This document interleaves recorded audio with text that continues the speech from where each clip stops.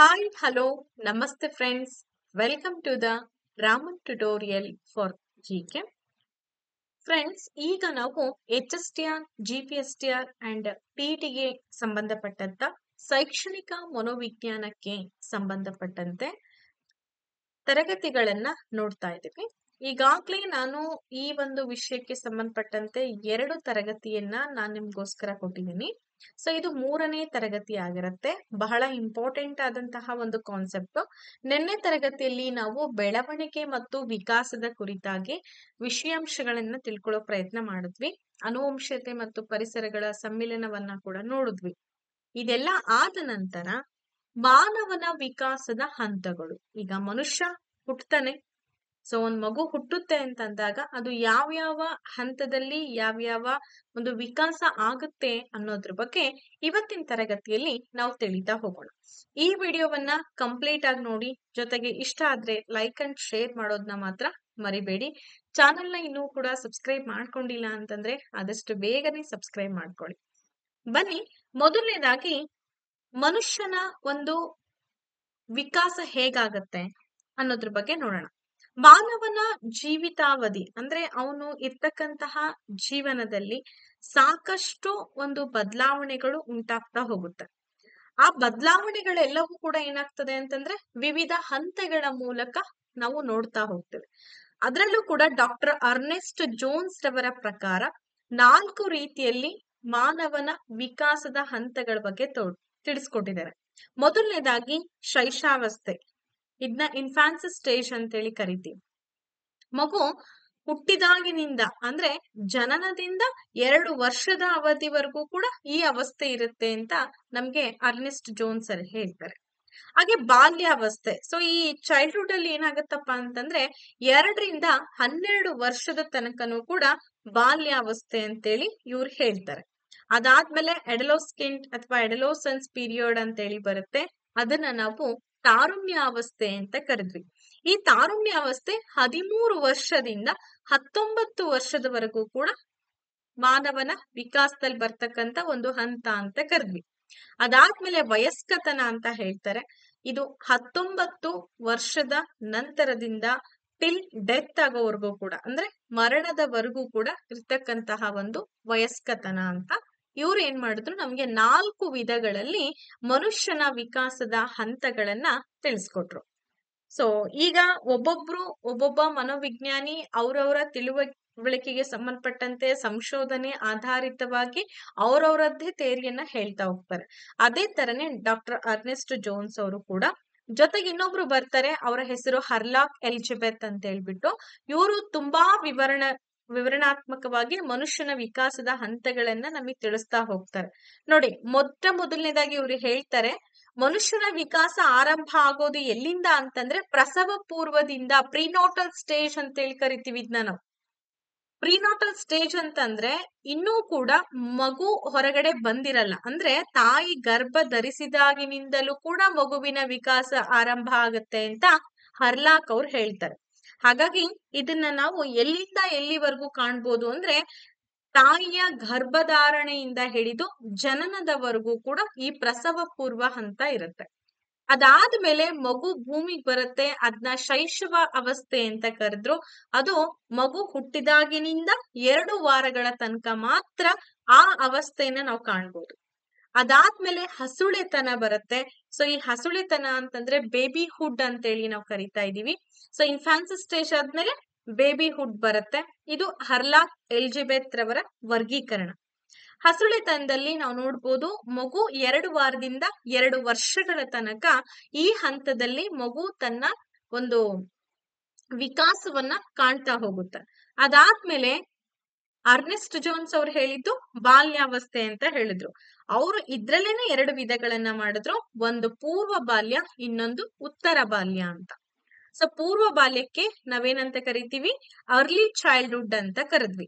So ಇದು ಎಲ್ಲಿಂದ ಎಲ್ಲಿವರೆಗೂ ಕಂಡು ಬರುತ್ತಪ್ಪ ಅಂದ್ರೆ 2 ವರ್ಷದಿಂದ 6 ವರ್ಷದವರೆಗೂ ಕೂಡ ಮಗುವಿನ ಒಂದು ವಿಕಾಸದ ಹಂತವಾಗಿ ಬದಲಾವಣೆ ಆಗ್ತಾ ಹೋಗುತ್ತೆ. ನೆಕ್ಸ್ಟ್ ಲೇಟರ್ ಚೈಲ್ಡ್ಹುಡ್ ಅಂದ್ರೆ ಉತ್ತರ ಬಾಲ್ಯಾವಸ್ಥೆ 6 ವರ್ಷದಿಂದ 12 ವರ್ಷದ ತನಕನೂ ಕೂಡ ಮಗು ಇದರಲ್ಲಿ ವಿಕಾಸ ಕಂಡುಕೊಳ್ಳುತ್ತೆ. ನೆಕ್ಸ್ಟ್ ಬರುವಂತಹ ಸ್ಟೇಜೇ ಲೈಂಗಿಕ ಪಕ್ವತೆಯ ಕಾಲ ಅಂತ ಬರುತ್ತೆ. ಸೊ ಇದನ್ನ ನಾವು ಏನಂತ ಕರಿತೀವಿ, ಪ್ಯೂಬರ್ಟಿ ಪೀರಿಯಡ್ ಅಂತ ಕರಿತೀವಿ. ಪ್ಯೂಬರ್ಟಿ ಪೀರಿಯಡ್ ಅಂತೇಳಿ ಕೂಡ ಕರಿತೀವಿ. ಸೊ ಹಾಗಾದ್ರೆ ಇದ್ರಲ್ಲಿ ಮನುಷ್ಯನ ವಿಕಾಸ ಹೇಗಾಗತ್ತಪ್ಪ ಅಂತಂದ್ರೆ ಅಂದ್ರೆ ಲೈಂಗಿಕ ಭಾವಗಳು, ಲೈಂಗಿಕ ಒಂದು ಸಂಬಂಧಿತವಾದಂತ ವಿಚಾರಗಳು ಇಲ್ಲಿ ಬೆಳೀತಾ ಹೋಗುತ್ತೆ ಅನ್ನೋದ್ರ ಬಗ್ಗೆ ನಮ್ಗೆ ಈ ಹರ್ಲಾಕ್ ಅವ್ರು ತಿಳಿಸ್ಕೊಡುವಂತಹ ಒಂದು ಮಾಹಿತಿ. ಸೊ ಇದು 12ರಿಂದ 14 ವರ್ಷದವರೆಗೂ ಕೂಡ ಈ ಲೈಂಗಿಕ ಪಕ್ವತೆ ಕಾಲ ಇರುತ್ತೆ. ಅದಾದ್ಮೇಲೆ ಪೂರ್ವ ತಾರುಣ್ಯ, ಸೊ ಇದನ್ನ ನಾವೇನಂತ ಕರಿಬಹುದು, ಅರ್ಲಿ ಅಡಲೋಸೆನ್ಸ್ ಅಂತೇಳಿ ಕೂಡ ಕರೆದ್ರು. 14ರಿಂದ 16 ವರ್ಷದ ತನಕನೂ ಕೂಡ ಈ ಪೂರ್ವ ತಾರುಣ್ಯ ಇರುತ್ತೆ. ಅದಾದ್ಮೇಲೆ ಉತ್ತರ ತಾರುಣ್ಯ ಅಂತೇಳಿ ಕರೀತಾರೆ. ಸೊ ಈ ಉತ್ತರ ತಾರುಣ್ಯ 16 ವರ್ಷದಿಂದ 19 ವರ್ಷದವರೆಗೂ ಕೂಡ ಉತ್ತರ ತಾರುಣ್ಯವನ್ನ ಕಾಣ್ಬೋದು. ಲೇಟರ್ ಎಡಲೋಸೆನ್ಸ್ ಅಂತ ಕರೆದ್ವಿ. ನೆಕ್ಸ್ಟ್ ಬರುವಂತದ್ದೇ ವಯಸ್ಕತನ. ಸೊ ವಯಸ್ಕತನ ಏನ್ 19 ವರ್ಷದ ನಂತರದಲ್ಲಿ 40 ವರ್ಷಗಳವರೆಗೂ ಕೂಡ ವಯಸ್ಕತನ ನಮ್ಮಲ್ಲಿ ಇರುತ್ತೆ. ಅದಾದ್ಮೇಲೆ ಮಧ್ಯ ವಯಸ್ಸು 40ರಿಂದ 60 ವರ್ಷ ಏನಿದೆ ಇದನ್ನ ಮಧ್ಯ ವಯಸ್ಸು ಅಂತ ಕರೆದ್ರು. ನೆಕ್ಸ್ಟ್ ಕೊನೆ ಹಂತ ಅಂದ್ರೆ ಅದು ವೃದ್ಧಾಪ್ಯ. ಸೊ ವೃದ್ಧಾಪ್ಯ ಬರುವಂತದ್ದು 60 ವರ್ಷದ ನಂತರದಲ್ಲಿ ಟಿಲ್ ಮರಣದವರೆಗೂ ಕೂಡ ಈ ಹಂತವನ್ನ ನಾವು ಕಾಣ್ಬೋದು. ಸೊ ಇದನ್ನ ನಮ್ಗೆ ವರ್ಗೀಕರಣ ಮಾಡ್ಕೊಟ್ಟಂತವ್ರು ಹರ್ಲಾಕ್ ಎಲಿಜಬೆತ್ ರವರ ವರ್ಗೀಕರಣ ಅಂತ ಕರಿತೀವಿ. ನಿಮ್ಗೆ ಇದ್ರ ಮೇಲೆ ಕ್ವಶನ್ಸ್ ಗಳನ್ನ ಕೇಳೋ ಸಾಧ್ಯತೆ ಇರುತ್ತೆ.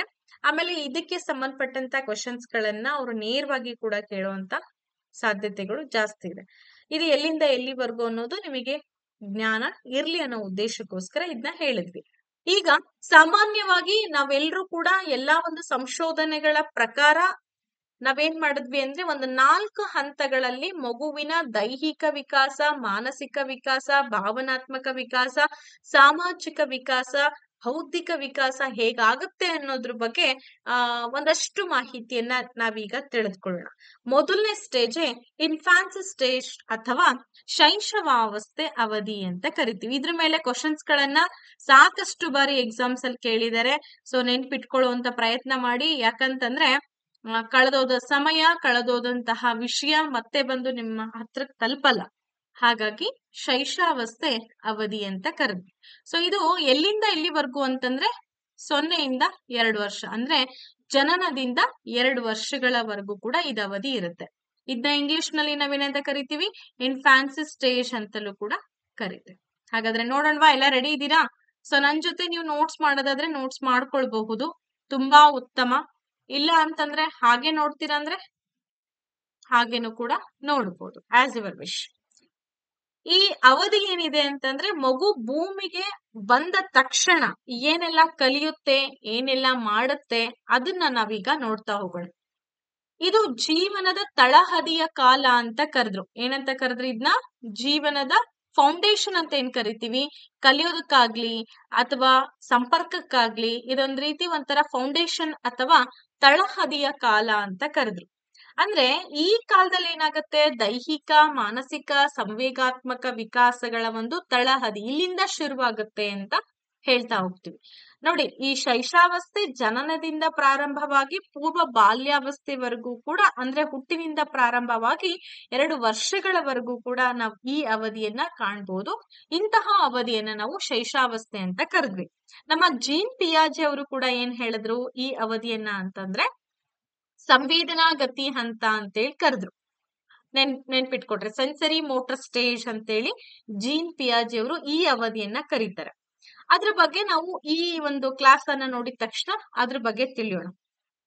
Okay, yes. ನೋಡಿ, ಈಗ ಈ ಹಂತದಲ್ಲಿ ಮಗು ಯಾವ ರೀತಿ ವರ್ತಿಸುತ್ತೆ, ಶೈಶಾವಸ್ಥೆ ಅವಧಿ ಅಂದ್ರೆ ಹೇಗಿರುತ್ತೆ, ಎಕ್ಸಾಮ್ಸ್ ಅಲ್ಲಿ ನಿಮಗೆ ಇದಕ್ಕೆ ಸಂಬಂಧಪಟ್ಟಂತೆ ಅಪ್ಲೈಡ್ ಕ್ವಶನ್ ಅನ್ನ ಕೇಳ್ತಾರೆ. ನೀವೇನಾಗ್ಬೇಕು, ಅಲರ್ಟ್ ಆಗಿರ್ಬೇಕು. ಸೊ ಯಾವ ರೀತಿ ಪ್ರಶ್ನೆ ಕೇಳಬಹುದು ಅನ್ನೋದು ನಿಮಗೆ ದೂರದೃಷ್ಟಿ ಇರ್ಬೇಕಾಗತ್ತೆ. ನೋಡಿ, ಈ ಹಂತದಲ್ಲಿ ಮಗು ಏನ್ ಮಾಡುತ್ತೆ, ಎರಡನೇದು ಅಂತ ಅಂದಾಗ ದೂರದ ಕಲ್ಪನೆ.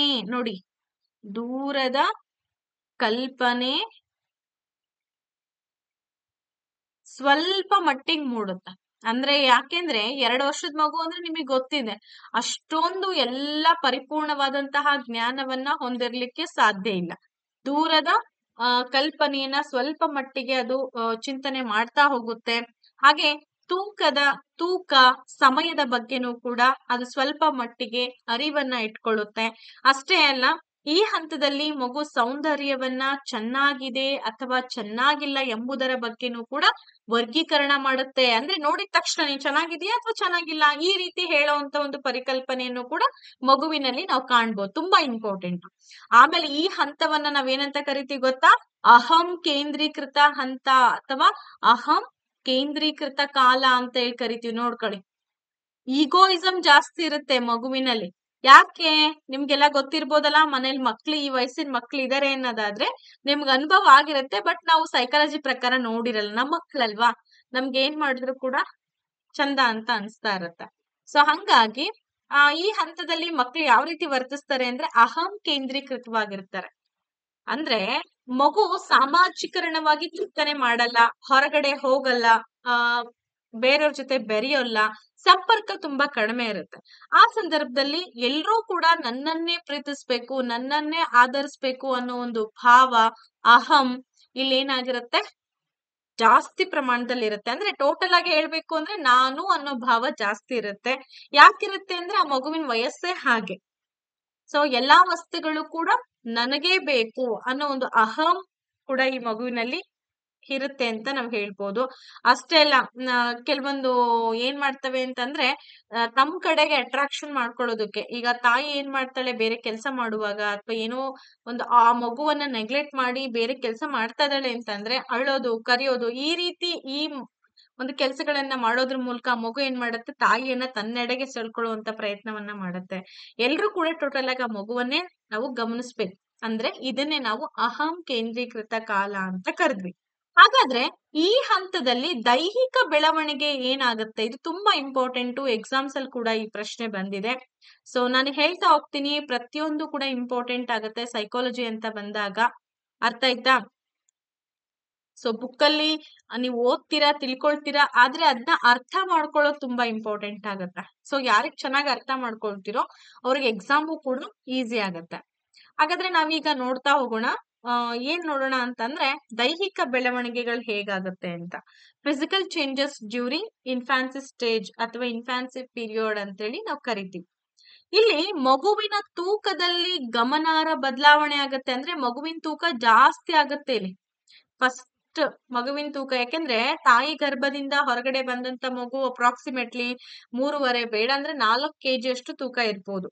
ಇದು ಮಗು ಭೂಮಿಗೆ ಯಾವಾಗ ಬಂತೋ ಒಂದ್ 4 ದಿನ ಮಗುಗೆ ಏನಾಗುತ್ತೆ ಅಂದ್ರೆ ಒಂದ್ ಸ್ವಲ್ಪ ಬಾಡ್ದಂಗ್ ಅಂತ ಅನ್ಸುತ್ತಲ್ಲ, ಆ ರೀತಿ ಅನ್ಸುತ್ತೆ. ನಂತರದಲ್ಲಿ ಎಲ್ಲಾ ಪರಿಸರಕ್ಕೆ ಹೊಂದಾಣಿಕೆ ಆಗ್ತಾ ಆಗ್ತಾ ಮಗು ಚೆನ್ನಾಗಿ ಒಂದು ತೂಕವನ್ನ ಅಕ್ವೈರ್ ಮಾಡ್ಕೊಳ್ಳುವಂತ ಕೆಪಾಸಿಟಿನೂ ಕೂಡ ಬಂದ್ಬಿಡುತ್ತೆ. ಹಾಗಾಗಿ ಮಗುವಿನ ತೂಕ ಬದಲಾವಣೆ ಆಗತ್ತೆ. ತುಂಬಾ ಇಂಪಾರ್ಟೆಂಟ್. ಓಕೆ, ಸುಮಾರು ಎಷ್ಟು ಮಟ್ಟಿಗೆ ಬದಲಾವಣೆ ಆಗತ್ತಪ್ಪ ಅಂತಂದ್ರೆ ಮಗುವಿನ ತೂಕ 4 ತಿಂಗಳುಗಳಲ್ಲಿ 2 ಪಟ್ಟು, 1 ವರ್ಷದಲ್ಲಿ 3 ಪಟ್ಟು ಜಾಸ್ತಿ ಆಗತ್ತೆ. ಅಷ್ಟೇ ಅಲ್ಲ, 2 ವರ್ಷದಲ್ಲಿ 4 ಪಟ್ಟು ಕೂಡ ಹೆಚ್ಚಾಗೋ ಸಾಧ್ಯತೆ ಇರುತ್ತೆ. ಬರೀ ತೂಕ ಅಷ್ಟೇ ಅಕ್ವೈರ್ ಮಾಡ್ಕೊಳ್ತಾ ಹೋಗಲ್ಲ, ಮಗು ಎತ್ತರನೂ ಕೂಡ ಜಾಸ್ತಿ ಆಗ್ತಾ ಹೋಗುತ್ತೆ. ನೀವು ನೋಡಿರ್ಬೋದು, ಶೈಶವಾವಸ್ಥೆಯಲ್ಲಿ ಮಗು 14 ಅಂಗುಲದವರೆಗೂ ಕೂಡ ಎತ್ತರ ಆಗ್ತಾ ಹೋಗುತ್ತೆ. ಓಕೆ, ಈ ತರ ನೋಟ್ಸ್ ಮಾಡ್ಕೊಳ್ಳಿ, ನಿಮಗೆ ಹೆಲ್ಪ್ ಆಗುತ್ತೆ. ಹಾಗೆ ಮೂಳೆಗಳು ಕೂಡ ಗಟ್ಟಿ ಆಗ್ತಾ ಹೋಗುತ್ತೆ. ತಲೆಬುರುಡೆ, ಮೂಳೆ ಇವೆಲ್ಲ ನೀವು ನೋಡಿ, ಹುಟ್ಟಿದಂತ ಮಗು ಇವೆಲ್ಲ ಸ್ಟ್ರಾಂಗ್ ಫೀಲ್ ಮಾಡ್ಲೇಬೇಕಾಗತ್ತೆ. ಹೋಗ್ತಾ ಹೋಗ್ತಾ 2 ವರ್ಷದ ಒಂದು ಮಗು ಅಂತಂದ್ರೆ ಈ ತಲೆ ಕತ್ತು ಕೂತಿರುತ್ತೆ, ತಲೆಬುರುಡೆ ಇದೇನು ಮೆತ್ತಗಿರುತ್ತೆ ನೋಡಿ ಫ್ರಂಟ್ ಇಂದು, ಸೊ ಅದನ್ನು ಕೂಡ ಗಟ್ಟಿ ಆಗ್ತಾ ಹೋಗುತ್ತೆ. ಆಮೇಲೆ ಕಣ್ಣಿನ ಸ್ನಾಯುಗಳು ಕೂಡ ಜಾಸ್ತಿ ಬಲಿಷ್ಠ ಆಗ್ತಾ ಹೋಗುತ್ತೆ. ಇವೆಲ್ಲವೂ ಕೂಡ ಏನಪ್ಪಾ ಅಂದ್ರೆ ದೈಹಿಕ ಬೆಳವಣಿಗೆಗೆ ಸಂಬಂಧಪಟ್ಟಂತಹ ಮಾಹಿತಿಗಳು. ಓಕೆ, ಹಾಗಾದ್ರೆ ಈ ಹಂತದಲ್ಲಿ ಮಗುವಿನ ಭಾಷೆ ಹೇಗ್ ಬೆಳೆಯುತ್ತೆ? ಅದು ಬಹಳ ಇಂಪಾರ್ಟೆಂಟ್. ಭಾಷೆ ಅಂತಂದ್ರೆ ನಿಮಗೆ ಗೊತ್ತಿದೆ, ಮಗು ಮಾತನಾಡುವಂತ ಪ್ರಯತ್ನವನ್ನ ಮಾಡುತ್ತೆ. 1 ವರ್ಷಕ್ಕೆನೆ ಮಗು ಸಾಕಷ್ಟು ಪದಗಳನ್ನ ಕಲಿಯುವಂತ ಒಂದು ಪ್ರಯತ್ನವನ್ನ ಮಾಡ್ತಾ ಹೋಗುತ್ತೆ. ನೋಡಿ, ಇಲ್ಲಿ ಭಾಷಾಭಿವೃದ್ಧಿ ಹೇಗಾಗುತ್ತೆ ಅನ್ನೋದನ್ನ ಒಂದಷ್ಟು ಮಾಹಿತಿಯೊಂದಿಗೆ ನಾವು ತಿಳಿಯೋಣ. ಪ್ರಶ್ನೆ ಇದು CTT ನಲ್ಲಿ ಕೂಡ ಕೇಳಿದ್ರು ಒಂದ್ಸಲ.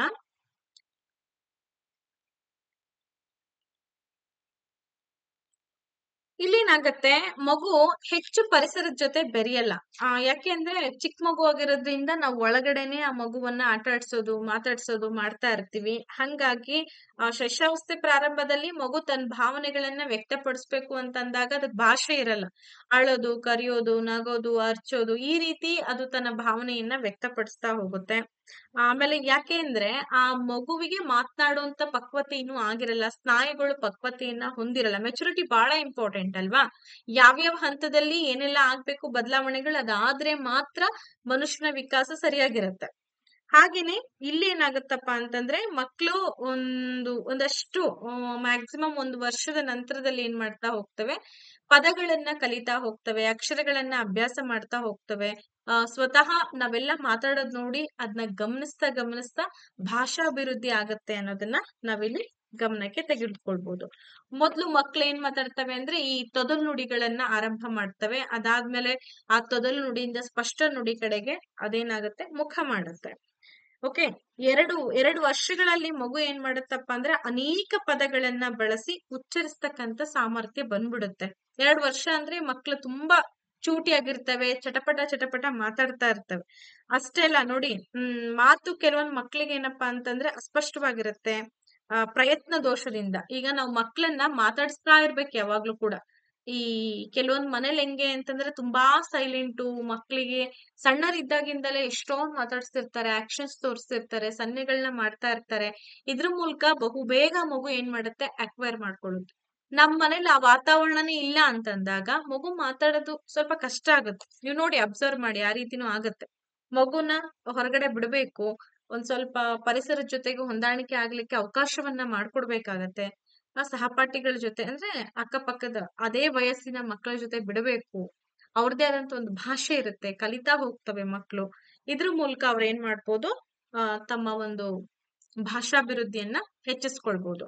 ಒಂದ್ ಸಂಶೋಧನೆ ಪ್ರಕಾರ ಹೇಳ್ತಾರೆ, ಮಗು 8 ತಿಂಗಳಲ್ಲಿ ಏನ್ ಮಾಡತ್ತೆ, ಒಂದು ಪದವನ್ನ ಉಚ್ಚಾರ ಮಾಡ್ಲಿಕ್ಕೆ ಪ್ರಯತ್ನ ಮಾಡತ್ತಂತೆ.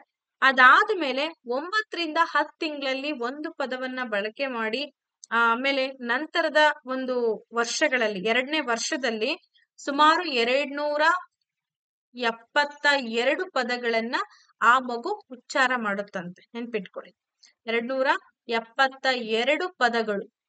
ಇಷ್ಟು ಪದಗಳನ್ನ ಮಾತನಾಡುವಂತ ಕೆಪಾಸಿಟಿ ಆ ಮಗುವಿನಲ್ಲಿ ಬರುತ್ತೆ. ಓಕೆ, ಇದು ಏನಪ್ಪಾ ಅಂದ್ರೆ ಭಾಷಾಭಿವೃದ್ಧಿ. ಹೀಗೆ ಹಂತವಾಗಿ ಆಗತ್ತೆ. ನೆಕ್ಸ್ಟ್ ಬರುವಂತದ್ದು ದಿ ಮೋಸ್ಟ್ ಇಂಪಾರ್ಟೆಂಟ್, ಭಾವನಾತ್ಮಕ ಬೆಳವಣಿಗೆ. ಭಾವನಾತ್ಮಕ ಅಂತಂದ್ರೆ ಮಗುವಿಗೆ ಎಂತೆಂತ ಭಾವನೆಗಳಿರುತ್ತೆ. ಸೊ ನಿಮ್ಗೆಲ್ಲ ಗೊತ್ತೇ ಇದೆ. ಕೆಲವೊಂದು ತಾಯಂದ್ರೆ ಕೂಡ ಇದ್ದೀರಾ, ಮನೇಲಿ ಮಕ್ಳಿರುವಂತಹ ಸ್ಟೂಡೆಂಟ್ಸ್ ಕೂಡ ಇದ್ದೀರಾ ಅಲ್ವಾ? ಭಾವನಾತ್ಮಕ ವಿಕಾಸ, ಎಮೋಷನಲ್ ಡೆವಲಪ್ಮೆಂಟ್ ಅಂತಾನೂ ಕೂಡ ಇದನ್ನ ನಾವು ಕರಿತಾ ಇದ್ವಿ. ಏನಾಗುತ್ತೆ ಅಂದ್ರೆ ತನ್ನ ಅಗತ್ಯತೆಗಳನ್ನ ತೀರ್ಸ್ಕೊಳ್ಬೇಕು. ಫಾರ್ ಎಕ್ಸಾಂಪಲ್, ಹಸಿವನ್ನ ನೀಗಿಸ್ಕೊಳ್ಬೇಕು, ತನಗ್ ಬೇಕಾಗಿರೋದನ್ನ ಪಡ್ಕೊಳ್ಬೇಕು ಅಂತಂದ್ರೆ ಮಗು ಏನ್ ಮಾಡತ್ತೆ, ಮಾತನಾಡಕ್ ಬರಲ್ವಲ್ಲ. ಹಾಗಾಗಿ ಮಗುವಿನ ಭಾಷೆ ಏನಾಗಿರುತ್ತೆ, ಇಲ್ಲಿ ಅರಚೋದು, ಕಿರ್ಚೋದು, ಆಮೇಲೆ ಅಳೋದು, ಸನ್ನೆ ಮಾಡೋದು, ಇವೆಲ್ಲವನ್ನ ಮಗು ಏನ್ ಮಾಡ್ತಾ ಹೋಗುತ್ತೆ. ಇವೆಲ್ಲವೂ ಕೂಡ ಏನಪ್ಪಾ ಅಂದ್ರೆ ಅದರ ಭಾವನಾತ್ಮಕ ಒಂದು ವಿಕಾಸ. ಮಗು 2 ವರ್ಷ ಆಗ್ತಾ ಅದಕ್ಕೊಂಚೂರು ವ್ಯಕ್ತಪಡಿಸುವಂತ ಭಾವ ಬರುತ್ತೆ. ಅವಾಗ ಏನ್ ಮಾಡುತ್ತೆ ಅಂದ್ರೆ, ನಂಗದು ಬೇಕು, ನಂಗಿದು ಬೇಕು ಅಂತ ಹೇಳಿ ಅಳೋಕ್ ಶುರು ಮಾಡುತ್ತೆ ಅಲ್ವಾ? ಈ ತರ ಭಾವನಾತ್ಮಕ ವಿಕಾಸ ಆಗುವಂತದ್ದು. ಇನ್ನೊಂದು ದಿ ಮೋಸ್ಟ್ ಇಂಪಾರ್ಟೆಂಟ್ ಯಾವ್ದಪ್ಪ ಅಂದ್ರೆ ಸಾಮಾಜಿಕ ವಿಕಾಸ, ಸೋಷಿಯಲ್ ಡೆವಲಪ್ಮೆಂಟ್ ಅಂತ ಕರಿತಾ ಇದ್ವಿ. ಈ ಸಾಮಾಜಿಕ ವಿಕಾಸ ಹೇಗಾಗತ್ತೆ ಮಗುವಿನ ಒಂದು, ಡೋಂಟ್ ಗೋ.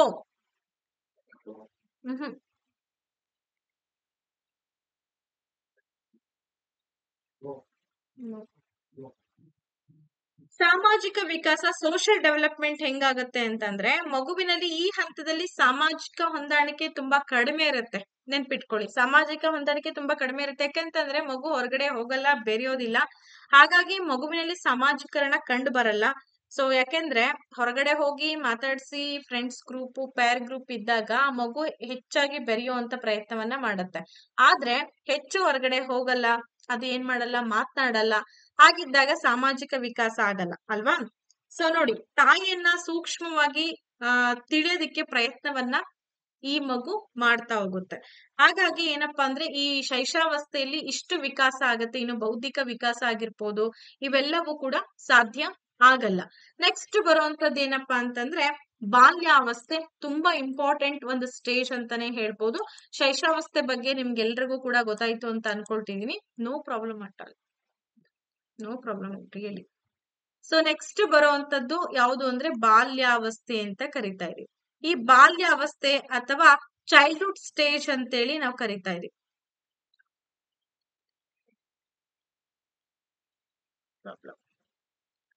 ಸೊ ಇದು 2ರಿಂದ 12 ವರ್ಷ. ಓಕೆ, ನೆನ್ಪಿಟ್ಕೊಳ್ಳಿ, ಇದನ್ನ ಚೈಲ್ಡ್ಹುಡ್ ಸ್ಟೇಜ್ ಅಂತಲೂ ಕೂಡ ಕರಿತೀವಿ.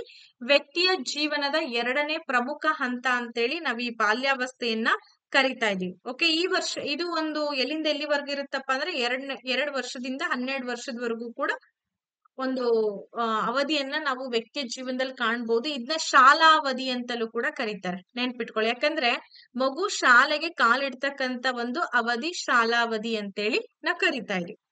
ನೋಡಿ, ಇದನ್ನ ನಾವು ಬಾಲ್ಯಾವಸ್ಥೆಯನ್ನ ಪೂರ್ವ ಬಾಲ್ಯಾವಸ್ಥೆ ಮತ್ತೆ ಉತ್ತರ ಬಾಲ್ಯಾವಸ್ಥೆ ಅಂತ 2 ರೀತಿಯಾಗಿ ವಿಂಗಡಣೆ ಮಾಡ್ತೀವಿ. ಈ ಪೂರ್ವ ಬಾಲ್ಯಾವಸ್ಥೆ ಎಲ್ಲಿಂದ ಎಲ್ಲಿವರೆಗಿರುತ್ತಪ್ಪ ಅಂತಂದ್ರೆ ನೋಡಿ,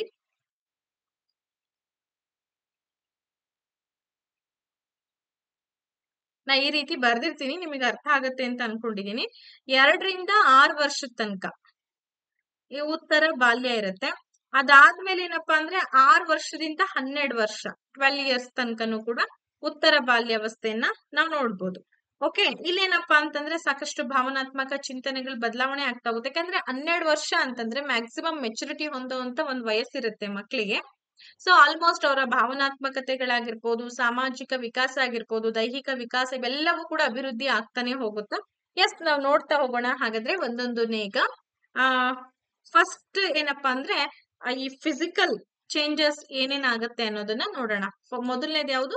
ದೈಹಿಕ ಬೆಳವಣಿಗೆ ಅಂತ ಕರಿತಾ ಇದೀವಿ. ನೆನ್ಪಿಟ್ಕೊಳ್ಳಿ, ದೈಹಿಕ ಬೆಳವಣಿಗೆ ಏನೆಲ್ಲ ಆಗಬಹುದು? ವೆರಿ ಸಿಂಪಲ್, ಪ್ರಶ್ನೆ ಕೇಳ್ತಾರೆ, ಹಾಗಾಗಿ ನಾನು ಇದ್ರ ಬಗ್ಗೆ ಹೇಳ್ತಾ ಇರೋಂಥದ್ದು. ಎಲ್ಲವನ್ನ ನಾನು ನೋಟ್ಸ್ ಮಾಡ್ಲಿಕ್ಕೆ ಹೋಗಲ್ಲ, ಬಾಯಲ್ಲಿ ಹೇಳಿರ್ತೀನಿ, ಅದನ್ನ ಕೂಡ ನೀವು ನೋಟ್ಸ್ ಮಾಡ್ಕೊಳ್ಬಹುದು. ಏನು ಚೈಲ್ಡ್ಹುಡ್ ಪೀರಿಯಡ್ ನಲ್ಲಿ ಬದಲಾವಣೆ, ಫಿಸಿಕಲ್ ಡೆವಲಪ್ಮೆಂಟ್ ಏನೇನಾಗತ್ತಪ್ಪ ಅನ್ನೋದಾದ್ರೆ, ಇಲ್ಲಿ ದೈಹಿಕ ಬೆಳವಣಿಗೆ ತುಂಬಾ ಹೆಚ್ಚಾಗ್ತಾ ಹೋಗುತ್ತೆ. ಮಗುವಿನ ಒಂದು ದೇಹ ಬೆಳವಣಿಗೆ ಜಾಸ್ತಿ ಆಗ್ತಾ ಹೋಗುತ್ತೆ. ಸರಾಸರಿ ನಾವ್ ಏನ್ ಹೇಳ್ಬೋದು ಅಂತಂದ್ರೆ 3 ಅಂಗುಲದಷ್ಟು, ನೋಡಿ 3 ಅಂಗುಲದಷ್ಟು ವಾರ್ಷಿಕವಾಗಿ ಮಗುವಿನ ಬೆಳವಣಿಗೆ ಆಗ್ತಾ ಹೋಗುತ್ತೆ. ಅರ್ಥ ಆಯ್ತಾ? ಸೊ ನೆನ್ಪಿಟ್ಕೊಳ್ಳಿ. ಹಾಗೇನೆ ಎತ್ತರನೂ ಕೂಡ ನೀವು ಎಷ್ಟಂತ ಅನ್ಕೊಂಡಿರ್ಬಹುದು ಅಂತ ಅನ್ಕೊಂಡಿದೀನಿ ಅಂತಂದ್ರೆ 3.5. ಸೊ 3.5 ಅಡಿಯಷ್ಟು ಕೂಡ ಇಲ್ಲಿ ಮಗು ವಾರ್ಷಿಕವಾಗಿ ಎತ್ತರ ಆಗ್ತಾ ಹೋಗುತ್ತೆ. ಅಂದ್ರೆ ಎತ್ತರ ಆಗಿರ್ಬೋದು, ದಪ್ಪ ಆಗಿರ್ಬೋದು, ತೂಕದಲ್ಲಾಗಿರ್ಬೋದು, ಇಲ್ಲಿ ಬದಲಾವಣೆಗಳು ಜಾಸ್ತಿ ಕಾಣ್ತಾ ಹೋಗುತ್ತೆ. ಅದು ಬಾಲ್ಯಾವಸ್ಥೆಯಲ್ಲಿ, ಅದು ಪೂರ್ವ ಬಾಲ್ಯಾವಸ್ಥೆ ಆಗಿರ್ಬೋದು ಅಥವಾ ಉತ್ತರ ಬಾಲ್ಯಾವಸ್ಥೆನೂ ಕೂಡ ಆಗಿರ್ಬೋದು ಅಂತ ನಾವಿಲ್ಲಿ ಹೇಳ್ಬೋದು. ಇಲ್ಲಿ ನೋಡಿ, ಸುಮಾರು ವಾರ್ಷಿಕವಾಗಿ ಮಗು ಏನ್ ಮಾಡುತ್ತೆ, 7 kg ಅಷ್ಟು ಇನ್ಕ್ರೀಸ್ ಆಗ್ತಾ ಹೋಗುತ್ತಂತೆ. ನೆನ್ಪಿಟ್ಕೊಳ್ಳಿ, ಎಕ್ಸಾಮ್ಸ್ ಅಲ್ಲಿ ಕೇಳೋ ಸಾಧ್ಯತೆ ಇರುತ್ತೆ. ಹಾಗೇನೆ 7 kg ಅಷ್ಟು ಜಾಸ್ತಿ ಆಗ್ತಾ ಹೋದಂಗೆಲ್ಲ ಊಟನೂ ಚೆನ್ನಾಗ್ ಮಾಡುತ್ತೆ ಮಗು. ಆಹಾರ ಚೆನ್ನಾಗಿ ತೆಗೆದುಕೊಂಡಾಗ ಆಟೋಮೆಟಿಕ್ ಸ್ನಾಯುಗಳು ಬಲವಾಗಿ ಹೋಗ್ತಾ ಹೋಗುತ್ತೆ. ಅಷ್ಟೇ ಅಲ್ಲ, ಮಸಲ್ಸ್ ಕೂಡ ಚೆನ್ನಾಗಿ ಬೆಳೀತಾ ಹೋಗುತ್ತೆ. ದೈಹಿಕವಾಗಿ ಕೂಡ ಮಗು ತುಂಬಾ ಸದೃಢತೆಯನ್ನ ಹೊಂದ್ತಾ ಹೋಗುತ್ತೆ ಈ ಹಂತದಲ್ಲಿ. ಅಷ್ಟೆಲ್ಲ ನೋಡ್ಬೋದು ನೀವು. ಸುಮಾರು ಇಲ್ಲಿ ಪ್ರಶ್ನೆಗಳನ್ನ ಕೇಳ್ತಾರೆ. ಇಲ್ಲಿ ಈ ಅಂತ್ಯದ ವೇಳೆಗೆ ಅಂದ್ರೆ ಬಾಲ್ಯಾವಸ್ಥೆಯ ಅಂತ್ಯದ ವೇಳೆಗೆ ಏನಾಗತ್ತಪ್ಪ ಅಂದ್ರೆ 28 ಹಲ್ಲುಗಳು ಬರುತ್ತಂತೆ. ಇದು ಕೂಡ ದೈಹಿಕ ವಿಕಾಸಕ್ಕೆ ಸಂಬಂಧಪಟ್ಟಿರಂತದ್ದು, ನಮ್ ಕಣ್ಣಿಗೆ ಕಾಣಿಸುತ್ತಲ್ವಾ? ಹಾಗಾಗಿ ಈ ಹಂತದ ಕೊನೆಗೆ ಸುಮಾರು ಮಗುವಿನ 32 ಹಲ್ಲಲ್ಲಿ 28 ಹಲ್ಲುಗಳು ವೃದ್ಧಿ ಆಗ್ತವಂತೆ. ನೆನ್ಪಿಟ್ಕೊಳ್ಳಿ. ಹಾಗೇನೆ ಇಲ್ಲಿ ಸುಮಾರು ಸಲ ಪ್ರಶ್ನೆ ಕೇಳಿದ್ದಾರೆ, ಈ ಹಂತದಲ್ಲಿ ಹುಡುಗಿಯರು ಹುಡುಗರಿಗಿಂತ ದೊಡ್ಡವರಂತೆ ಕಾಣಿಸ್ತಾರೆ. ಹುಡುಗಿಯರು ಯಾವಾಗ್ಲೂ ಕೂಡ ಅಷ್ಟೇನೆ, ಅವರ ಒಂದು ದೇಹದಾಢ್ರತೆ ಆಗಿರಬಹುದು, ಎತ್ತರ ಆಗಿರ್ಬೋದು, ತೂಕ ಆಗಿರ್ಬೋದು, ಸ್ವಲ್ಪ ಹುಡುಗರಿಗಿಂತ ಜಾಸ್ತಿ ಪ್ರಮಾಣದಲ್ಲಿ ಈ ಹಂತದಲ್ಲಿ ಕಾಣ್ತಾ ಹೋಗುತ್ತೆ. ಇದು ಪ್ರಶ್ನೆ ಬಂದಿತ್ತು ಎಕ್ಸಾಮ್ ನಲ್ಲಿ, ನೆನ್ಪಿಟ್ಕೊಳ್ಳಿ. ನೆಕ್ಸ್ಟ್ ಬರ್ತಕ್ಕಂಥದ್ದು ಮಾನಸಿಕ ವಿಕಾಸ. ಸೊ ಇದನ್ನ ಮೆಂಟಲ್ ಡೆವಲಪ್ಮೆಂಟ್ ಅಂತಲೂ ಕೂಡ ನಾವ್ ಇದನ್ನ ಕರಿತಾ ಇದೀವಿ. ಸೊ ಈ ಮಾನಸಿಕ ವಿಕಾಸ ಹೇಗಾಗತ್ತೆ ಈ ಹಂತದಲ್ಲಿ? ಈ ಹಂತದಲ್ಲಿ ಮಾನಸಿಕವಾಗಿ ಮಗುವಿಗೆ ಏನೆಲ್ಲ ಭಾವನೆಗಳು ಉಂಟಾಗುತ್ತೆ ಅನ್ನೋದನ್ನ ನೋಡೋಣ. ಈ ಹಂತ ನಮ್ಮ ಜೀನ್ ಪಿಯಾಜೆ ಅವ್ರು ಏನ್ ಕರೆದಿದ್ದಾರೆ ಅಂತಂದ್ರೆ ಕಾರ್ಯಪೂರ್ವ ಹಂತ ಅಂತೇಳಿ ಈ ಹಂತವನ್ನ ಕರೆದಿದ್ದಾರೆ. ಬಟ್ ಸಾಮಾನ್ಯವಾಗಿ ನಾವು ವರ್ಗೀಕರಣ ಮಾಡಿದಾಗ ಇದನ್ನ ನಾವು ಬಾಲ್ಯಾವಸ್ಥೆ ಅಂತೇಳಿ ಕರೆದ್ವಿ. ಈ ಮಾನಸಿಕ ವಿಕಾಸ ಹೇಗಾಗತ್ತಪ್ಪ ಇಲ್ಲಿ ಅಂತಂದ್ರೆ ಮಕ್ಳಿಗೆ ತಾನ್ ಶುಚಿಯಾಗಿರ್ಬೇಕು, ಮಾನಸಿಕವಾಗಿ ಮೆಂಟಲ್ ಡೆವಲಪ್ಮೆಂಟ್ ಅಲ್ಲಿ ನಾನ್ ಶುಚಿಯಾಗಿರ್ಬೇಕು, ತಲೆ ಬಾಚ್ಕೊಳ್ಬೇಕು, ನನಗೆ ಬೇಕಾದಂತ ವಸ್ತುಗಳನ್ನ ತಗೊಳ್ಬೇಕು, ಮೇಕಪ್ ಮಾಡ್ಕೊಳ್ಬೇಕು. ಅಷ್ಟೇ ಅಲ್ಲ, ಪೆನ್ ಪೇಪರ್ಗಳನ್ನ ಹೆಂಗ್ ಬಳಸೋವಂಥದ್ದು, ಪೆನ್ಸಿಲ್ಗಳನ್ನ ಹೇಗ್ ಬಳಸೋದು, ಈ ಎಲ್ಲಾ ಸಾಮರ್ಥ್ಯವನ್ನ ಮಗು ತನ್ನ ಮಾನಸಿಕ ಪ್ರಚೋದನೆಯಿಂದ ಪಡ್ಕೊಳ್ತಾ ಹೋಗುತ್ತೆ. ನೆನ್ಪಿಟ್ಕೋಬೇಕು. ಅಷ್ಟೇ ಅಲ್ಲ, ಮಕ್ಳಿಗೆ ಏನಪ್ಪಾ ಅಂತಂದ್ರೆ ಇಲ್ಲಿ ಒಂದು ಬೌದ್ಧಿಕ ವಿಕಾಸನು ಕೂಡ ಬೆಳವಣಿಗೆ ಆಗ್ತಾ ಹೋಗುತ್ತೆ. ಲೆಕ್ಕಗಳನ್ನ ಮಾಡುವಂತ ಕೆಪಾಸಿಟಿ ಬರುತ್ತೆ. ಅಷ್ಟೇ ಅಲ್ಲ, ಮಗು ತೂಕ, ಸಂಖ್ಯೆ, ಲಿಂಗ, ಸಾವುಗಳ ಪರಿಕಲ್ಪನೆಯನ್ನ ಕೂಡ ಏನ್ ಮಾಡ್ತಾ ಹೋಗುತ್ತೆ, ಮಗು ಕಲಿತಾ ಹೋಗುತ್ತೆ. ಅರ್ಥ ಆಯ್ತಾ? ಸುಮಾರು ಈ 6 ರಿಂದ 7 ವರ್ಷದ ಮಗು ಏನ್ ಮಾಡುತ್ತೆ ಅಂದ್ರೆ 2000ದಿಂದ ಹಿಡ್ಕೊಂಡು 2400 ಪದಗಳನ್ನ ಕಲಿಯುತ್ತಂತೆ. ನೆನ್ಪಿಟ್ಕೊಳ್ಳಿ, ಪದಗಳ ಕಲಿಕೆನೂ ಕೂಡ ಇಲ್ಲಿ ಆಗತ್ತೆ. 6 ರಿಂದ 7 ವರ್ಷದ ಮಗುವಿನಲ್ಲಿ ಇದು ಇಯರ್ಸ್. ಸೊ ಈ ವರ್ಷದ ಮಕ್ಕಳಲ್ಲಿ 2000ದಿಂದ 2400 ಪದಗಳನ್ನ ಆ ಮಗು ಬಳಕೆ ಮಾಡುತ್ತೆ. ಅಷ್ಟು ಪದಗಳ ಸಂಪತ್ತು ಆ ಮಗುವಿನಲ್ಲಿ ಬೆಳೀತಾ ಹೋಗುತ್ತೆ. ಅರ್ಥ ಆಯ್ತಾ? ಸೊ ಹಾಗಾಗಿ ಏನಪ್ಪಾ ಅಂದ್ರೆ ಈ ಉತ್ತರ ಬಾಲ್ಯದಲ್ಲಿ ನೆನ್ಪಿಟ್ಕೊಳ್ಳಿ, ಉತ್ತರ ಬಾಲ್ಯದಲ್ಲಿ ಹೆಚ್ಚಿನ ಪ್ರಮಾಣದಲ್ಲಿ ಭಾಷಾ ಕಲಿಕೆ ಆಗ್ತಾ ಹೋಗುತ್ತೆ. ಇದು ಆಗುವಂತದ್ದು ಉತ್ತರ ಬಾಲ್ಯದಲ್ಲಿ ಆಗ್ತಾ ಹೋಗುತ್ತೆ. ಹಾಗಾಗಿ ಇದನ್ನ ಏನಂತ ಕರೆದ್ರು, ಜೀನ್ ಪಿಯಾಜೆ ಮೂರ್ತ ಕಾರ್ಯಗಳ ಹಂತ ಅಂತ ಹೇಳಿ ಕೂಡ ಕರೆದ್ರು. ಈ 7 to 11 years ಅಂತ ಏನ್ ಕರಿತೀವಿ, ಮೂರ್ತ ಕಾರ್ಯಗಳ ಹಂತ ಜೀನ್ ಪಿಯಾಜೆ ಅವ್ರದ್ದು. ಸೊ ಅವರು ಈ ರೀತಿ ನಮಗೆ ತಿಳಿಸ್ಕೊಟ್ರು. ಅರ್ಥ ಆಯ್ತು? ಸೊ ಯಾಕೆಂತಂದ್ರೆ ಮಗು ಏನ್ ಮಾಡುತ್ತೆ ಇಲ್ಲಿ ತೀವ್ರವಾಗಿ ಭಾಷಾ ಕಲಿಕೆನೂ ಮಾಡುತ್ತೆ. ಆಮೇಲೆ ಅಂಕೆ ಸಂಖ್ಯೆಗಳ ಬಗ್ಗೆನೂ ಕೂಡ ಜ್ಞಾನವನ್ನ ಹೊಂದ್ತಾ ಹೋಗುತ್ತೆ. ಆಮೇಲೆ ತರ್ಕಬದ್ಧ ವಿಷಯಗಳನ್ನು ಕೂಡ ಚರ್ಚೆ ಮಾಡುವಂತ ಪ್ರಯತ್ನವನ್ನ ಮಾಡ್ತಾ ಹೋಗುತ್ತೆ. ಅಷ್ಟೇ ಅಲ್ಲ, ಎಮೋಷನಲಿ ಇನ್ನೊಂದೇನಪ್ಪಾ ಅಂದ್ರೆ ಎಲ್ಲರ ಪ್ರೀತಿ, ವಿಶ್ವಾಸ. ಏನು ಶೈಶಾವಸ್ಥೆಯಲ್ಲಿ ಮಗು ಅಹಂ ಕೇಂದ್ರೀಕೃತವಾಗಿತ್ತಲ್ಲ, ಇಲ್ಲಿ ಹಾಗಿರಲ್ಲ. ಮಗು ಏನ್ ಮಾಡುತ್ತೆ, ಎಲ್ಲರ ಪ್ರೀತಿ ಗಳಿಸುವಂತ ಪ್ರಯತ್ನವನ್ನ ಮಾಡುತ್ತೆ. ಎಲ್ಲರಿಂದ ಮೆಚ್ಚುಗೆ ಪಡ್ಕೊಳ್ಬೇಕು ಅನ್ನೋ ಒಂದು ಆಸಕ್ತಿನೂ ಕೂಡ ಆ ಮಗುವಿನಲ್ಲಿ ಇರ್ತದೆ. ಇದಿಷ್ಟು ಏನಪ್ಪಾ ಅಂತಂದ್ರೆ ಬಾಲ್ಯಾವಸ್ಥೆಗೆ ಸಂಬಂಧಪಟ್ಟಂತ ಮಾಹಿತಿ. ನೆಕ್ಸ್ಟ್ ಬರುವಂತದ್ದು ತಾರುಣ್ಯಾವಸ್ಥೆ, ದಿ ಮೋಸ್ಟ್ ಇಂಪಾರ್ಟೆಂಟ್ ಇಲ್ಲಿ. ಇದೊಂದು ಅವಸ್ಥೆ ತಿಳ್ಕೊಂಡ್ರೆ ನಾವು ಮಾನವನ ವಿಕಾಸದ ಹಂತಗಳ ಬಗ್ಗೆ ಸಂಪೂರ್ಣವಾಗಿ ತಿಳ್ಕೊಂಡಂಗಾಗತ್ತೆ. ತಾರುಣ್ಯ ಅವಸ್ಥೆ ಎಲ್ಲಿಂದ ಎಲ್ಲಿವರೆಗೂ ಇರುತ್ತೆ ಅನ್ನೋದು ಇಂಪಾರ್ಟೆಂಟ್. 13 ವರ್ಷದಿಂದ 19 ವರ್ಷದವರೆಗೂ ಕೂಡ ಈ ಅವಸ್ಥೆಯನ್ನ ನಾವು ಕಾಣ್ಬೋದು. ಹಾಗಾದ್ರೆ ಈ ಅವಸ್ಥೆಯಲ್ಲಿ ದೈಹಿಕವಾಗಿ ಬದಲಾವಣೆ ಕಾಣ್ತೀವಿ, ಮಾನಸಿಕವಾಗಿ ಬದಲಾವಣೆ ಕಾಣ್ತೀವಿ, ಭಾವನಾತ್ಮಕ ಬದಲಾವಣೆಯನ್ನು ಕೂಡ ನಾವು ಕಾಣ್ತೇವೆ. ಓಕೆ, ಹಾಗಾದ್ರೆ ಡೈರೆಕ್ಟ್ ಆಗಿ ನಾವು ಪಾಯಿಂಟ್ ಕಡೆ ಹೋಗೋಣ. ಈ ತಾರುಣ್ಯಾವಸ್ಥೆ ಅಂತಕ್ಕಂಥದ್ದು ನಾವು ಇಂಗ್ಲಿಷ್ ನಲ್ಲಿ ಎಡೆಲೋಸೆನ್ಸ್ ಅಂತ ಹೇಳಿ ಕೂಡ ಕರಿತೀವಿ. ಏನಂತ ಕರಿತೀವಿ ಇದನ್ನ? ಎಡೆಲೋಸೆನ್ಸ್ ಅಂತೇಳಿ ಕರಿತಾ ಇದೀವಿ. ನೆನ್ಪಿಟ್ಕೊಳ್ಳಿ, ಎಕ್ಸಾಮ್ಸ್ ಅಲ್ಲಿ ಕೇಳಿದ್ರೆ ಒಂದಷ್ಟು ಮಾಹಿತಿ ನಿಮಗಿರ್ಲಿ ಅನ್ನೋದು ನನ್ನ ಉದ್ದೇಶ. ಎಡೆಲೋಸೆನ್ಸ್ ಅಂತೇಳಿ ಕರೆದ್ವಿ. ಹಾಗಾದ್ರೆ ಈ ಎಡೆಲೋಸೆನ್ಸ್ ಅಂತಕ್ಕಂಥ ಪದ ಏನಿದೆ, ಇದು ಲ್ಯಾಟಿನ್ ಭಾಷೆಯ ಯಾವ ಪದದಿಂದ ಉತ್ಪತ್ತಿ ಆಗಿದೆ ಅಂತಂದ್ರೆ ನೋಡಿ, ಎಡೆಲೋಸ್ಕ್ಯೂರ್. ಎಡೆಲೋಸ್ಕಿಯರ್. ಈ ಎಡೆಲೋಸ್ಕಿಯರ್ ಎಂಬ ಪದದಿಂದ ಇದನ್ನ ಆಯ್ಕೆ ಮಾಡ್ಕೊಂಡಿದ್ದಾರೆ. ಹಾಗಾದ್ರೆ ಎಡೆಲೋಸ್ಕಿಯರ್ ಅಂತಂದ್ರೆ ಇದರ ಅರ್ಥ ಏನಪ್ಪಾ ಅಂದ್ರೆ ಪರಿಪಕ್ವತೆಯೆಡೆಗೆ ಸಾಗು ಎಂಬ ಅರ್ಥವನ್ನ ಕೊಡುತ್ತೆ.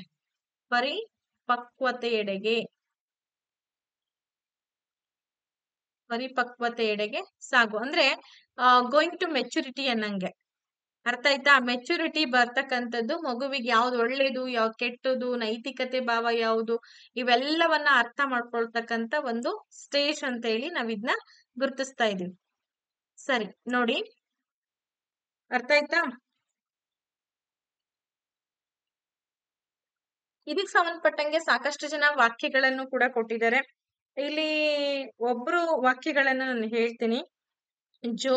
ಜುಲೋರ್ ಜೋನ್ಸ್ ಅಂತ ಹೇಳ್ಬಿಟ್ಟು ಇವರು, ಜುಲೋರ್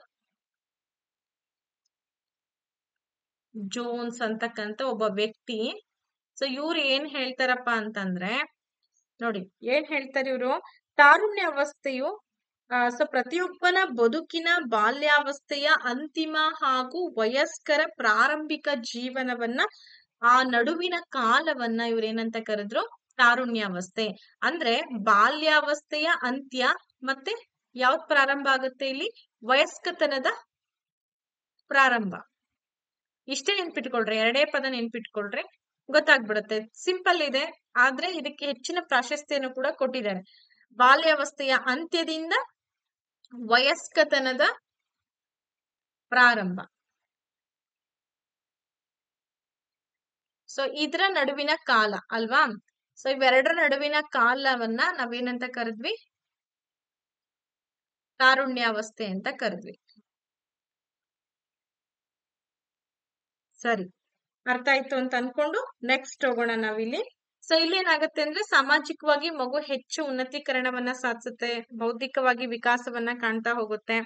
ಹಾಗೇನೆ ಈ ಅವಧಿಯನ್ನ ಸಾಕಷ್ಟು ಜನ ಒಂದೊಂದ್ ರೀತಿ ಒಂದೊಂದ್ ತರ ಕರೆದಿದ್ದಾರೆ. ಅದು ತುಂಬಾ ಇಂಪಾರ್ಟೆಂಟ್, ನಿಮಗೆ ಕೇಳಿದರೆ.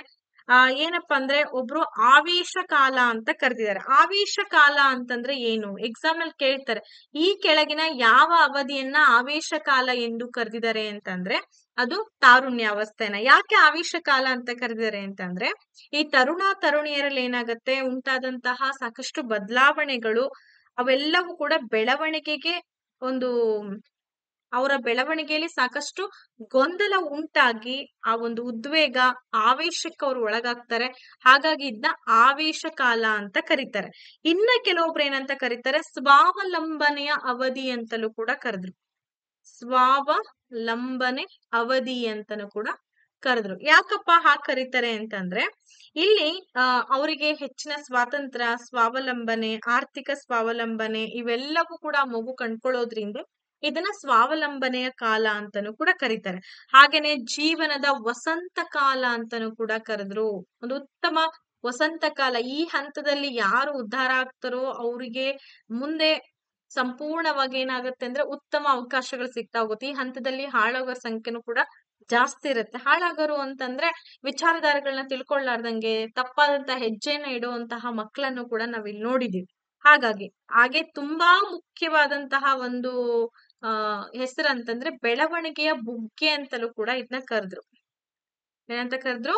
ಬೆಳವಣಿಗೆಯ ಬುಗ್ಗೆ ಅಂತಾನೂ ಕೂಡ ಇದನ್ನ ಕರೀತಾರೆ. ಯಾಕೆ ಬೆಳವಣಿಗೆಯ ಬುಗ್ಗೆ ಅಂತ ಕರೀತಾರೆ ಅಂದ್ರೆ ಈ ಹಂತದಲ್ಲಿ ಏನಾಗುತ್ತೆ, ಮಕ್ಕಳಲ್ಲಿ ಹಾರ್ಮೋನ್ಗಳ ಸ್ರವಿಕೆಯಿಂದ ಕಡಿಮೆ ಅವಧಿಯಲ್ಲಿ ದೈಹಿಕವಾದಂತಹ ಬೆಳವಣಿಗೆ, ಲೈಂಗಿಕವಾದಂತಹ ಬದಲಾವಣೆ, ಸಾಮಾಜಿಕವಾಗಿ ಭಾವನಾತ್ಮಕ ಒಂದು ವಿಚಾರಗಳಲ್ಲಿ ಶೀಘ್ರಗತಿಯಲ್ಲಿ ಬದಲಾವಣೆ ಆಗ್ತಾ ಹೋಗುತ್ತೆ. ಹಂಗಾಗಿ ಬೆಳವಣಿಗೆ ಜಾಸ್ತಿ ವೇಗವಾಗಿ ಕಂಡುಬರೋದ್ರಿಂದ ಇದನ್ನ ಬೆಳವಣಿಗೆಯ ಬುಗ್ಗೆ ಅಂತ ಕರೆದ್ರು.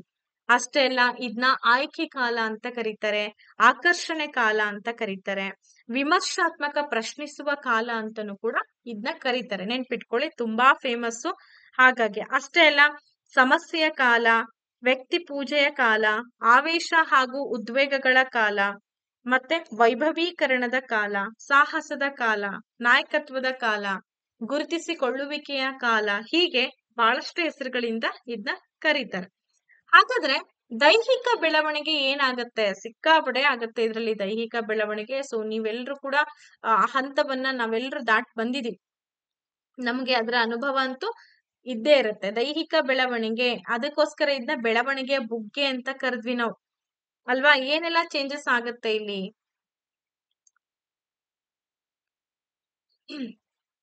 ಸೊ ಇಲ್ಲಿ ಏನಪ್ಪಾ ಅಂತಂದ್ರೆ ಲೈಂಗಿಕ ಪಕ್ವತೆ ಕಾಲ ಅಂತಾನೂ ಕೂಡ ನಾವ್ ಇದನ್ನ ಕರೆಯೋ ಕಾರಣ, ಸೊ ಲೈಂಗಿಕವಾಗಿ ಕೆಲವೊಂದು ಅಂಗಾಂಗಗಳೇನಿದೆ ಅದರ ಒಂದು ಉತ್ಪನ್ನ ಆಗಿರಬಹುದು, ಅಥವಾ ನಾವ್ ಇಲ್ಲಿ ಏನ್ ಹೇಳ್ತಾ ಇದೀವಿ ಅಂತಂದ್ರೆ ಪ್ರೌಢಾವಸ್ಥೆಗೆ ತಲುಪುವಂತಹ ಒಂದು ಹಂತ ಅಂತಾನೂ ಕೂಡ ಕರಿತೀವಿ.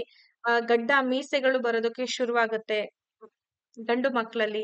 ಹಾಗೇನೆ ಇಲ್ಲೇನಾಗತ್ತೆ ಅಂದ್ರೆ ಗುಪ್ತಾಂಗಗಳ ಬೆಳವಣಿಗೆನೂ ಕೂಡ ಆಗತ್ತೆ. ಅದ್ರ ಜೊತೆಗೆ ಗುಪ್ತಾಂಗಗಳು ತಮ್ಮ ಕಾರ್ಯವನ್ನ ಪ್ರಾರಂಭ ಮಾಡ್ಬಿಟ್ಟು ಗಂಡು ಲಿಂಗಾಣು ವೀರ್ಯವನ್ನ ಉತ್ಪಾದನೆ ಮಾಡೋದು. ಹಾಗೆ ಹೆಣ್ಣು ಮಕ್ಕಳಲ್ಲೂ ಕೂಡ ಲಿಂಗಾಣು ತತ್ತಿಯನ್ನು ಉತ್ಪಾದಿಸುವಂತಹ ಸಾಮರ್ಥ್ಯನೂ ಕೂಡ ಈ ಹಂತದಲ್ಲಿ ಬೆಳೆಯುತ್ತೆ ಅಂತ ನಾವು ಕರಿತೀವಿ. ಅದಕ್ಕೋಸ್ಕರನ ಇದನ್ನ ನಾವು ಲೈಂಗಿಕ ಪರಿಪಕ್ವತೆಯ ಕಾಲ ಅಂತಾನೂ ಕೂಡ ಕರೆದ್ವಿ. ಎತ್ತರ, ಆಮೇಲೆ ತೂಕ, ಅದ್ರಲ್ಲೂ ಕೂಡ ಬದಲಾವಣೆಗಳನ್ನ ನಾವು ಕಾಣ್ತಾ ಹೋಗ್ತೇವೆ. ಸೊ ಇದನ್ನ ನಾವೇನಂತ ಕರೆದ್ವಿ, ದೈಹಿಕ ಬೆಳವಣಿಗೆ ಅಂತ ಕರೆದ್ವಿ. ಮಾನಸಿಕ ಬದಲಾವಣೆ ಅಂದ್ರೆ ಮೆಂಟಲ್ ಚೇಂಜಸ್ ಅಂತ ಹೇಳಿ ಕರಿತೀವಿ. ಇಲ್ಲಂತೂ ಸಾಕಷ್ಟು ಚಂಚಲ ಬುದ್ಧಿ ಜಾಸ್ತಿ ಇರುತ್ತೆ. ಆಮೇಲೆ ಸರಿಯಾದ ಡಿಸಿಷನ್ ತಗೊಳ್ಳೋದಕ್ಕೆ ಆಗದೇ ಇಲ್ಲ ಈ ಕಾಲದಲ್ಲಿ.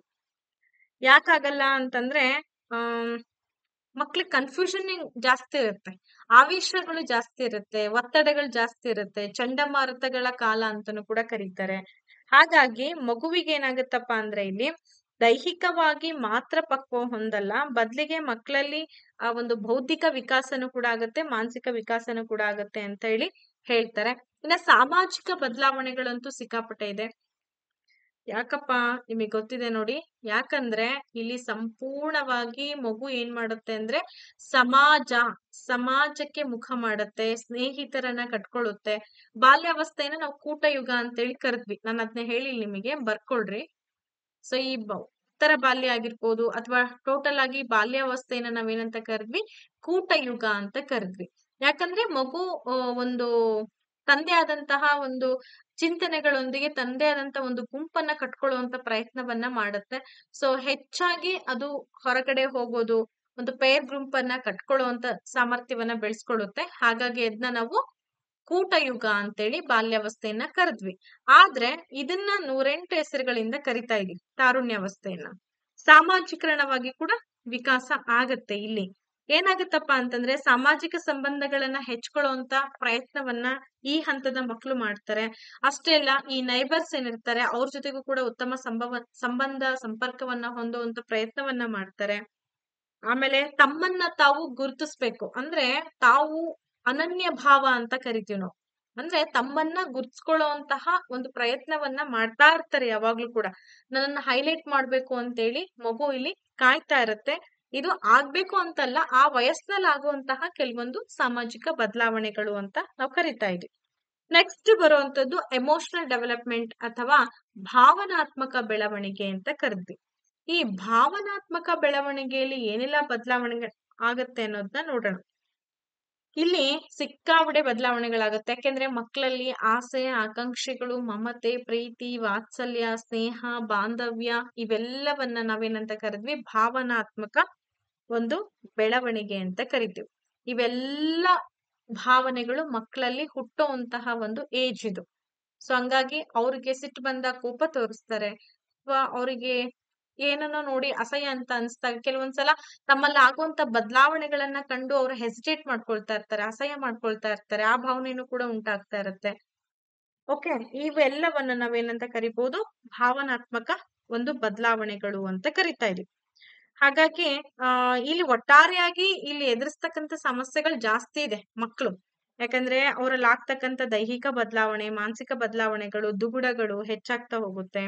ಆಮೇಲೆ ದ್ವಂದ್ವಗಳು ಜಾಸ್ತಿ ಉಂಟಾಗತ್ತೆ. ಅವರು ಒಂದನ್ನ ಆಯ್ಕೆ ಮಾಡ್ಕೊಳ್ಳೋದ್ರಲ್ಲಿ ಸಮರ್ಥರಾಗಿರಲ್ಲ, ಯಾವಾಗ್ಲೂ ಕನ್ಫ್ಯೂಷನ್ ನಲ್ಲೇ ಇರ್ತಾರೆ.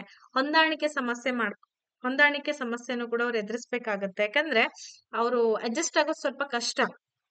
ಎಲ್ಲರೂ ಹಂಗೆ ಇರಲ್ಲ, ಕೆಲವೊಂದ್ ಮಕ್ಕಳು ಆ ರೀತಿ ಪ್ರದರ್ಶನವನ್ನ ಮಾಡ್ತಾ ಇರ್ತಾರೆ. ಸೊ ಹಂಗಾಗಿ ಇದನ್ನ ಸಮಸ್ಯೆ ಕಾಲ, ಆವೇಶ ಕಾಲ ಅಂತೇಳಿ ಕರೆದಿರುವಂತದ್ದು. ಇವ್ರಿಗೆ ಉತ್ತಮ ಶಿಕ್ಷಣವನ್ನ ಕೊಡ್ಬೇಕು ನಾವು. ಹೆಂಗ್ ಕೊಡ್ಬೇಕಪ್ಪ ಅಂದ್ರೆ, ಅವ್ರಿಗೆ ತಿಳಿಸೋ ವಯಸ್ಸಿನಲ್ಲಿ ಲೈಂಗಿಕ ಶಿಕ್ಷಣದ ಬಗ್ಗೆ ತಿಳಿಸ್ಬೇಕು. ತಮ್ಮಲ್ಲಿ ಆಗುವಂತ ಬದಲಾವಣೆಗಳು ಯಾಕಾಗತ್ತೆ, ಹೇಗಾಗತ್ತೆ, ಅದ್ರ ಮುಂದಿನ ಪರಿಣಾಮಗಳು ಹೇಗಿರುತ್ತೆ, ಈ ತರ ವಿಚಾರಗಳನ್ನ ಮಕ್ಕಳಿಗೆ ನಾವು ತಿಳಿಸ್ಕೊಡುವಂತ ಪ್ರಯತ್ನವನ್ನ ಮಾಡ್ತಾ ಇರ್ಬೇಕು. ಸೊ ಇವಿಷ್ಟು ಕೂಡ ಏನಪ್ಪಾ ಅಂತಂದ್ರೆ ಸಂಪೂರ್ಣವಾಗಿ ಮಾನವನ ವಿಕಾಸದ ಹಂತಗಳು ಅಂತ ನಾವು ಕರೆದ್ವಿ. ಓಕೆ, ಗೊತ್ತಾಯ್ತಾ? ಹಾಗಾದ್ರೆ ಇನ್ನೊಂದು ತುಂಬಾ ಇಂಪಾರ್ಟೆಂಟ್, ವಿಕಾಸಾತ್ಮಕ ಕಾರ್ಯಗಳು ಅನ್ನೋ ಒಂದು ಕಾನ್ಸೆಪ್ಟ್ ಬರುತ್ತೆ. ಎಲ್ರಿಗೂ ನಿಮಗೆ ಗೊತ್ತಿರ್ಬೋದು ಅಂತ ಅನ್ಕೊಂಡಿದೀನಿ.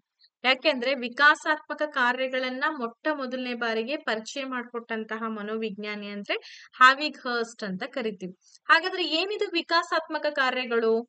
ಯಾರಿಗಾದ್ರೂ ಗೊತ್ತಿದ್ರೆ ಕಮೆಂಟ್ ಅಲ್ಲಿ ಕೂಡ ಹಾಕಿ, ನಾನು ಕೂಡ ನಿಮ್ಗೆ ಎಕ್ಸ್ಪ್ಲೈನ್ ಅನ್ನ ಮಾಡ್ತೇನೆ. ವಿಕಾಸಾತ್ಮಕ ಕಾರ್ಯಗಳು ಅಥವಾ ಡೆವಲಪ್ಮೆಂಟಲ್ ಟಾಸ್ಕ್ಸ್ ಅಂತ ಹೇಳಿ ಕರಿತೀವಿ. RH ಹ್ಯಾವಿಗಸ್ಟ್ ಅವರ ಪ್ರಕಾರ ವಿಕಾಸಾತ್ಮಕ ಕಾರ್ಯಗಳು ಅಂತಂದ್ರೆ ಯಾವ ಕಾರ್ಯಗಳು ವ್ಯಕ್ತಿಯ ಜೀವನದ ನಿಗದಿತ ಅವಧಿಯಲ್ಲಿ ಉದ್ಭವಿಸುವಂತಹ ಕಾರ್ಯಗಳಾಗಿರುತ್ತೋ ಅವುಗಳ ಯಶಸ್ಸಿನ ಸಾಧನೆಯು ಜೀವನವನ್ನ ಸಂತೋಷವಾಗಿಡ್ಲಿಕ್ಕೆ ಮುಂದಿನ ಕೆಲಸಗಳನ್ನ ಯಶಸ್ವಿಯಾಗುವಂತೆ ಮಾಡ್ತಾ ಹೋಗುತ್ತೆ. ಅದನ್ನೇ ಅವ್ರು ಏನಂತ ಕರೆದ್ರು ಅಂದ್ರೆ ವಿಕಾಸಾತ್ಮಕ ಕಾರ್ಯಗಳು ಅಂತೇಳಿ ಕರಿತಾ ಹೋದ್ರು. ಅಂದ್ರೆ ವಿಕಾಸಾತ್ಮಕ ಕಾರ್ಯಗಳು ಅಂತಂದ್ರೆ ಮಗುವಿನಲ್ಲಿ ಆಗ್ತಕ್ಕಂತ ಬದಲಾವಣೆಗಳು, ಭಾವನಾತ್ಮಕ ವಿಕಾಸ, ಸಾಮಾಜಿಕ ವಿಕಾಸ ಇವೆಲ್ಲವನ್ನು ಕೂಡ ಅವ್ರು ಏನಂತ ಕರೆದ್ರು ವಿಕಾಸಾತ್ಮಕ ಕಾರ್ಯಗಳು ಅಂತ ಕರೆದ್ರು. ಅರ್ಥ ಆಯ್ತು ಅಂತ ಅನ್ಕೊಂಡಿದೀನಿ. ನೆಕ್ಸ್ಟ್ ನಾವೇನ್ ಮಾಡೋಣ ಅಂತಂದ್ರೆ ವಿಕಾಸಾತ್ಮಕ ಕಾರ್ಯಗಳು ಅಂತಂದ್ರೆ ಮಗು ಹುಟ್ಟಿನಿಂದ 6 ವರ್ಷದವರೆಗೆ ಏನೆಲ್ಲ ವಿಕಾಸಾತ್ಮಕ ಆಗತ್ತಪ್ಪ? ನಡೆಯೋದನ್ನ ಕಲಿಯುತ್ತೆ, ಮಾತನಾಡೋದನ್ನ ಕಲಿಯುತ್ತೆ, ಲಿಂಗ ವ್ಯತ್ಯಾಸಗಳನ್ನ ಕಂಡುಕೊಳ್ಳುತ್ತೆ, ವಿಸರ್ಜನಾ ಕ್ರಿಯೆ, ಹಾಗೇನೆ ಸರಿ ಯಾವುದು ತಪ್ಪು ಯಾವುದು ಅದನ್ನ ವರ್ಗೀಕರಣ ಮಾಡುವಂತ ಕಲೆ ಬರುತ್ತೆ. ಇನ್ನ 6ರಿಂದ 12 ವರ್ಷದವರೆಗಿನ ಮಕ್ಕಳಲ್ಲಿ ಮೂಲಭೂತ ಕೌಶಲ್ಯಗಳಿಂದ ಬರೆಯೋದು, ಓದೋದು, ತಿಳ್ಕೊಳ್ಳೋದು, ಆಮೇಲೆ ಒಂದು ಕೇಳೋವಂತಹ ಕೌಶಲ್ಯಗಳನ್ನ ತಂದ್ಕೊಡುತ್ತೆ. ಅದಾದ್ಮೇಲೆ ನಿರ್ದಿಷ್ಟ ಲಿಂಗದ ಪಾತ್ರವನ್ನ ನಿರ್ವಹಣೆ ಮಾಡುತ್ತೆ, ವೈಯಕ್ತಿಕ ಸ್ವಾತಂತ್ರ್ಯವನ್ನ ಹೊಂದುತ್ತೆ. ಇವೆಲ್ಲವನ್ನ ವಿಕಾಸಾತ್ಮಕ ಕಾರ್ಯಗಳು ಅಂತ ಕರೆದ್ರು. ಹಾಗೆ 12ರಿಂದ 20 ವರ್ಷದ ಮಕ್ಕಳಲ್ಲಿ ಏನಾಗತ್ತಪ್ಪ ಅಂತಂದ್ರೆ ತಾರುಣ್ಯಾವಸ್ಥೆಯಲ್ಲಿ ವಿವಾಹ ಹಾಗೂ ಕೌಟುಂಬಿಕ ಜೀವನಕ್ಕೆ ತಯಾರಾಗ್ತಾರೋ, ರೆಡಿ ಆಗ್ತಾರೆ. ಅದಲ್ದಂಗೆ ನಿರ್ದಿಷ್ಟ ಲಿಂಗ ಪಾತ್ರವನ್ನ ಹೊಂದೋದು, ಆಯ್ಕೆ ಮತ್ತೆ ತಯಾರಿ ಮಾಡೋದು, ದೈಹಿಕ ಸಾಮರ್ಥ್ಯವನ್ನ ಹೊಂದುವಂಥದ್ದು, ಇವೆಲ್ಲವೂ ಕೂಡ ಈ ತಾರುಣ್ಯಾವಸ್ಥೆಯಲ್ಲಿ ಆಗ್ತಕ್ಕಂತ ಬದಲಾವಣೆಗಳು. ಸರಿನಾ? ಹಾಗಾದ್ರೆ ಇವೆಲ್ಲವನ್ನ ನಾವು ವಿಕಾಸಾತ್ಮಕ ಮನೋವಿಜ್ಞಾನದಲ್ಲಿ ಬರುವಂತ ಕಾನ್ಸೆಪ್ಟ್. ಹೋಪ್ಸೋ ಇವತ್ತಿನ ಈ ವಿಡಿಯೋ ಸಿಂಪಲ್ ಆಗಿತ್ತು, ಎಲ್ರಿಗೂ ಇಷ್ಟ ಆಗಿದೆ ಅಂತ ಅನ್ಕೊಂಡಿದೀನಿ. ಇಷ್ಟ ಆಗಿದ್ರೆ ಲೈಕ್ ಅಂಡ್ ಶೇರ್ ಮಾಡೋದನ್ನ ಮಾತ್ರ ಮರಿಬೇಡಿ. ಮುಂದಿನ ತರಗತಿ ನಿಮಗೆ ಸೂಪರ್ ಡೂಪರ್ ತರಗತಿ ಇರುತ್ತೆ. ಯಾಕಪ್ಪ ಅಂದ್ರೆ ಸಾಮಾಜಿಕರಣ ಪ್ರಕ್ರಿಯೆ ಅಥವಾ ಸಾಮಾಜಿಕ ಪ್ರಪಂಚ ಮತ್ತೆ ಮಕ್ಕಳು ಅಂತಕ್ಕಂತ ಒಂದು ಟಾಪಿಕ್ ಇದೆ. ಅದನ್ನ ನಾನು ಮುಂದಿನ ತರಗತಿಯಲ್ಲಿ ಡಿಸ್ಕಷನ್ ಮಾಡ್ತೀನಿ. ಸೊ ಅದ್ರ ಜೊತೆಗೆ ಮುಂದಿನ ತರಗತಿಯಲ್ಲಿ ಪಿಯಾಜೆ, ಕೋಲ್ಬರ್ಗ್, ವೈಗೋಟಸ್ಕಿ ಇವರೆಲ್ಲರ ಒಂದು ವಿಕಾಸಾತ್ಮಕ ಚಿಂತನೆಯನ್ನ ತಿಳ್ಕೊಳ್ಳುವಂತ ಪ್ರಯತ್ನವನ್ನ ಮುಂದಿನ ತರಗತಿಯಲ್ಲಿ ಮಾಡ್ತಾ ಹೋಗೋಣ. ಹೋಪ್ಸೋ ಈ ವಿಡಿಯೋ ಇಷ್ಟ ಆಗಿರೋ ಲೈಕ್ ಅಂಡ್ ಶೇರ್ ಮಾಡಿ. Thank you so much. Take care. Bye by.